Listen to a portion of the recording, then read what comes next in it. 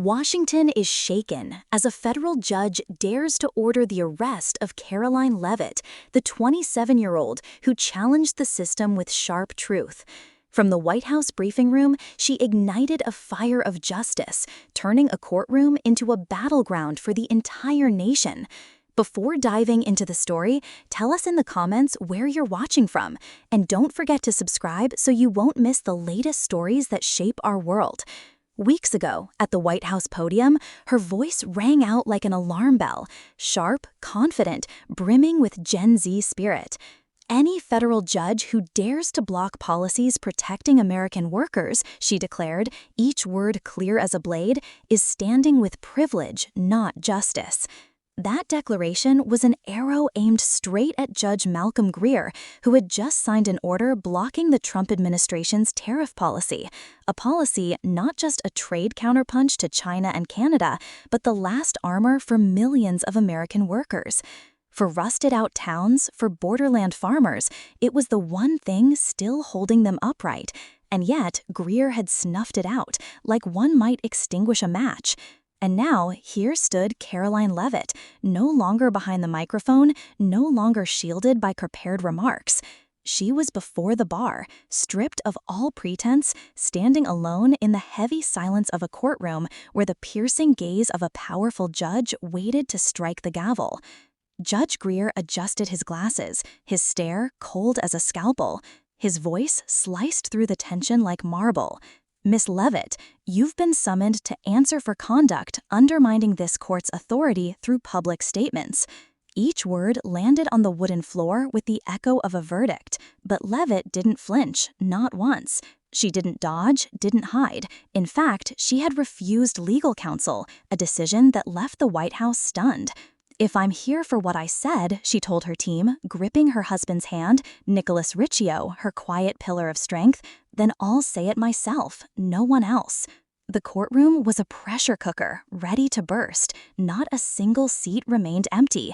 Reporters crammed in, breathless, cameras whirring, lenses capturing every expression, especially Caroline Levitt's eyes, calm and resolute, as if the packed room didn't even exist.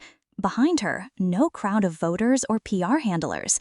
Instead, a vivid portrait of forgotten America, a steelworker from Kentucky, shoulders draped in a worn Union jacket like battle armor, a single mother from Ohio clutching a framed photo of her son, who once dreamed of engineering but now delivered packages full-time, a veteran, legs no longer whole, eyes cold as steel, still on a battlefield, now pinning his faith on Levitt. They weren't invited. No press release summoned them. No one led them here. They came for a promise spoken not from a podium, but from the heart. "If I fail," Levitt once said, "I'll carry your stories with me to the end." And they believed. They piled into creaky buses, stuffed into old pickups, driving through cold nights and early rain, not to shout, not to wave signs.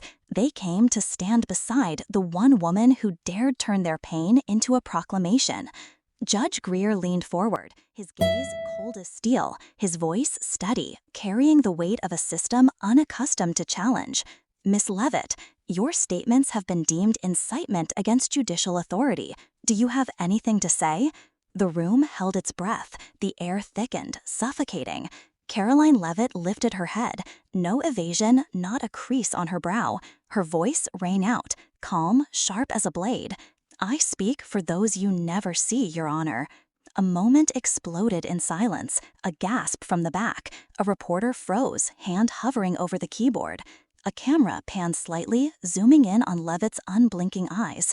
She stood before the bench, her heels clicking lightly on the wooden floor as she stepped forward, her piercing gaze sweeping over Judge Malcolm Greer. The judge, in a stern black suit, sat high in his chair, hands on the desk, his deep voice carrying the authority of one accustomed to commanding a courtroom.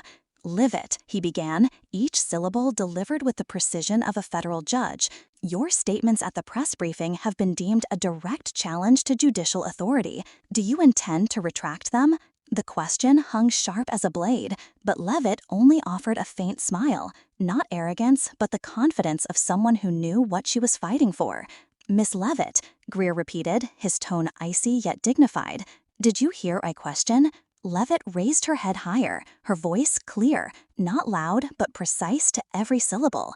Your Honor, I retract nothing. Your ruling stripped hope from American workers, the ones this administration is protecting. Murmurs ripple through the room. A reporter in the corner types frantically on a laptop. A camera shifts to capture livid close-ups. The crowd behind her, workers, mothers, veterans, sits taller, as if her words were a flame warming them. Greer strikes his gavel. The sound silences the room.